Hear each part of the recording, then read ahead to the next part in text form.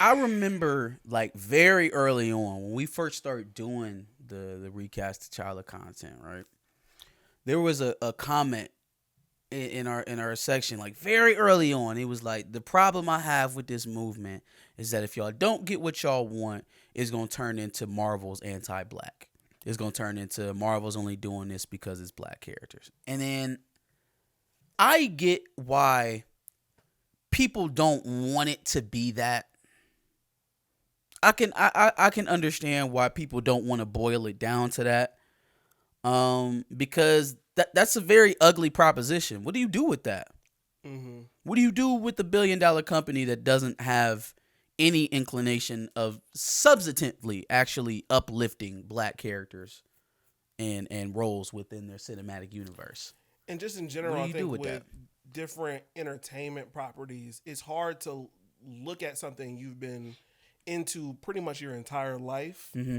and say, well, they're anti-black, so I gotta just cut ties. Like I look at the NFL, for example. Like me and you have pretty much watched the NFL our whole lives, so it's kind of hard to be like, yeah, fuck the NFL. We got to cut We're it not gonna off. watch it. Yeah, Same so thing for Marvel. absolutely. So even talking from that perspective, thank you. It's tough to give up stuff that you love when the people who are giving it to you don't see you, don't respect you, Mm-hmm. do not treat you the same that they would treat anyone else. And so to me, that's a very low bar. It is a very, very low bar. And again, we are not just talking about any company. We're talking about the House of Mouse. We're talking about Marvel, a studio that prides themselves over being for the fans, listening to the fans. So if I'm in that camp that doesn't want to make this racial, doesn't want to make it about black and white, doesn't want to make it about who the things are actually happening to, and I see this, it's just kind of like, yeah, you cannot want to talk about race. That doesn't mean race isn't about it. You can not see color if you want to. That doesn't change the fact that you're black or that you're white or whatever you may be, right? You choosing not to acknowledge the aspects of this situation that are problematic doesn't make them go away. If this wasn't here, we wouldn't be able to talk about it and we wouldn't be able to make these proclamations. And that's just the bottom line for me. This is not motivated by trying to pull ourselves up on the back of Marvel or on the back of criticizing Marvel. I would much rather be coming in here week in, week out, talking about things that I enjoy about the MCU. And much more than even just that of black characters. Even the greater MCU in this phase, I would much rather come in here and be excited about the things that are coming out. When things that come out that we are excited about, we talk about them with excitement. But I can't turn my brain off and tell you that I don't see that the black characters in the MCU don't have it the same way, regardless of what they say about them, regardless of how many pretty words and tears they shed, they don't treat them the same. And they continue not to treat them the same.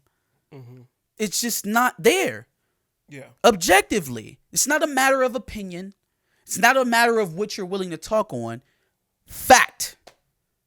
We put up the graphic last week. We showed you how much the most notable black characters in this MCU have been on screen in actuality. That is what it is. Don't tell me what you feel. Don't tell me who's your fave. Don't tell me it'll get better. To this point, that's what it is. Mm-hmm. Can I posit a hypothetical? Do it. Okay, so with the way Marvel seems to kind of be backtracking a tiny bit at best, and from what I'm hearing from all these fans of course, this is the way it's going to happen. A lot of people think that T'Challa will probably be recasted in time for Secret Wars. Do you think that they're doing this to kind of hint that maybe there will be a much larger announcement for T'Challa to come back at a later point, but they don't want to like toss it out there right yet? They want to make it a big thing as opposed to, what they're kind of doing with Thunderbolt Ross now. And if that does happen, would you accept it, or would that be still kind of trash? Because at the end of the day, they're selling Chadwick's death to us in this movie, just for them to do another big announcement and all that bullshit. Here's the fine line that they have to walk with all of this. Is that, are you going to be so antagonistic and recasting Ross, allowing it to come out that you're recasting Thunderbolt Ross at the same time as you're continuously telling your black audience that they're never going to get a T'Challa again? They haven't said those specific words. Let me change that. Telling them that you're not recasting the character over and over again. You're walking a thin line of building anticipation, but on the other side of that is, well, when you finally give it to me, I don't even want it anymore. Kind of Carter 5-ish. Sure. Like, are you purposely trying to kind of edge the anticipation of the fans so that you can make an even bigger payday based off of what this film is projected to do? Because we'll get to that in Dubs and L's as well. Are you trying to set up an even bigger payday off of Chadwick Boseman's legacy? I feel like they could possibly be just kind of dangling it in front of us.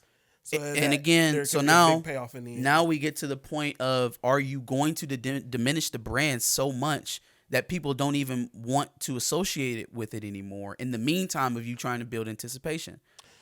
Like, is a bird in the hand's worth two in the trees? Mm-hmm. You got the bird in the hand. It's right here. They're telling you what you want. And in any other situation, when we're dealing with fan outcry, it does not seem this difficult to get Marvel to get on board. What is so controversial about this issue? Tell me, other than the fact of what I think it is. We all know what I think it is, but you tell me, what is different about this issue? Because see, I've mentioned this before. I don't think that every Jewish American had a problem with Mark Spector not wearing a yarmulke in Moon Knight. And yet, when they went back through and reshot the end of the final touches on that series, Mark Spector not only had a yarmulke on, but the Star of David as well. Mm-hmm. To reiterate his Jewish faith. Mm-hmm. And you cannot convince me that they took some damn poll and decided that the majority of Jewish Americans would want it that way. So even that we're sitting up here talking about, oh, well, it's going to be backlash either way. You could say that about literally any change that's been based off of some sort of social outcry that Marvel has ever done. This is not a unicorn. This is not some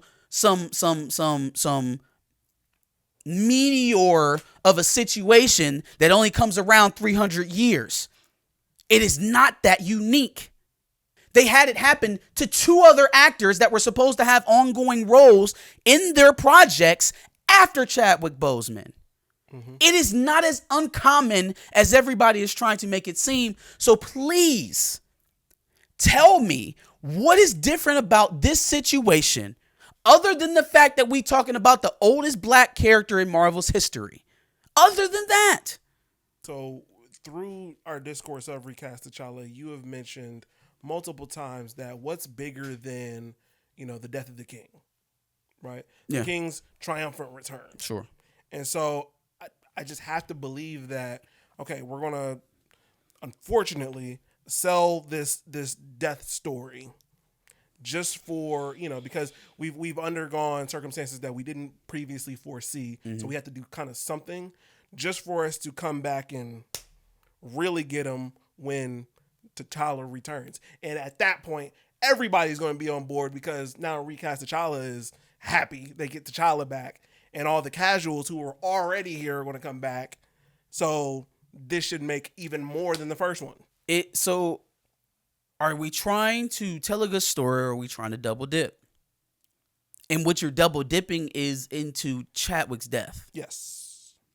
Yep. At what point is because I already have some concerns over what the future of Black Panther is, whether they bring back T'Challa or not, given what they've already set. They've put Chadwick Boseman's death into the MCU. So that death is going to have ramifications in that world from now until we're no longer in this continuity. Mm-hmm. So how many times are we going to drum back up Chadwick Boseman's death within the Black Panther universe going forward? If I'm mad about it on Black Panther 2 Wakanda Forever, then I'm a damn sure be mad about it if it's the same thing. If we're continuing to draw from the Chadwick Boseman died content bag, whatever you want to call it, like, you shouldn't be. It's morbid as hell that you are dipping into it initially. What's worse is doubling back on it in the name of pleasing the fans. They're taking the most problematic route to getting there. And it's just so infuriating, man, because all of the pieces were there for them to fix this and to make it so that you guys got what you wanted, which is apparently having a funeral for your friend in a movie to be consumed by other people who were not his friend. Mm-hmm. You could have had that without all of these lasting implications of taking a black role out of Hollywood and taking one of the oldest black characters off the table. There were so many other routes you could have taken to get this done. The pieces were there, and you belligerently chose not to take those options. You took the absolutely most difficult route to get there. And even in the face of controversy, you stuck with it and doubled down on it. I have never. You've seen studios do this when they get big heads and they think that they're bigger than the consumer. Mm-hmm. Companies do that all the time. They think that they're smarter. They think they know what the customer wants better than the customer knows. Okay, you see that happen every now and again, and that's how products flop. Yeah. Hello, Quibi. But then they've been able to steal content. They've been able to put out racially offensive content. They've been able to do a multitude of things that would make you look at Disney as the monster corporate entity that they actually are and stay out of that. They don't even have the inclination to want to do that when it comes to this. It's like they don't care how bad this looks. Mm-hmm. They don't care. They're telling you no, and they're rubbing your nose in it. It feels like I don't think it could get much worse handled than this. So that just tells me that the level of care that's being paid to this situation, it's not adequate. It's not. Maybe they said the whole it's too soon to recast thing to try and quell people, to try and calm it down. But they're far from giving in to the ask at all. As far as I can see, they have retired one of the oldest comic book characters in American history, let alone at Marvel. He's the oldest black character. Mm-hmm. They have likened the death of an actual person to that of a comic book character, or reverse, vice versa. The death of a comic book character to the life of the real life person we're attempting to honor. They have potentially given T'Challa a son he will never raise, installing a black American trope that will never be lived down if they do that in a Disney movie. It will never be lived down. And now they are so brazen as to take a situation that they are vehemently opposed to on one side for a black character and have a completely polar opposite reaction for a white character. And seemingly leading up to that decision, they were honoring both of the characters and actors in the same exact way. So what I do not want to hear is, oh, William Hurt wasn't a good person. Oh, William Hurt was this, that, and the third. Far from it from Disney.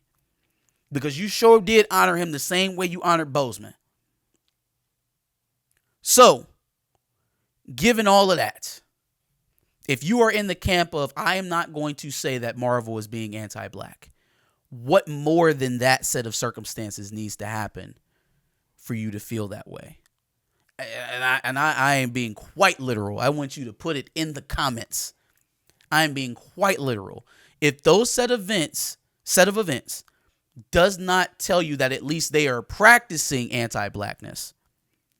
I am not saying that each individual person or worker or crew member or executive at Marvel is anti-black or racist in themselves, but a racist or a bigot does not have to be the only person who practices anti-blackness. Mm-hmm.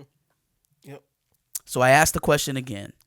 If retiring the oldest black character in comic book history, or at least in Marvel history, if killing the character off in the way that they have done, if installing a American black male trope that is permeated the generations, it seems, even to an individual who has his mother and his father in his life through his upbringing, right?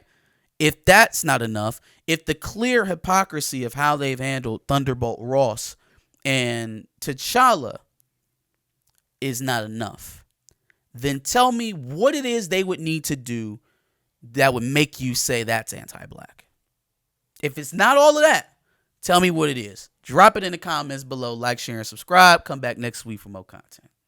And make sure you check out our Recast T'Challa playlist, full of updated news and everything like that on Black Panther 2 and just the recast movement as a whole.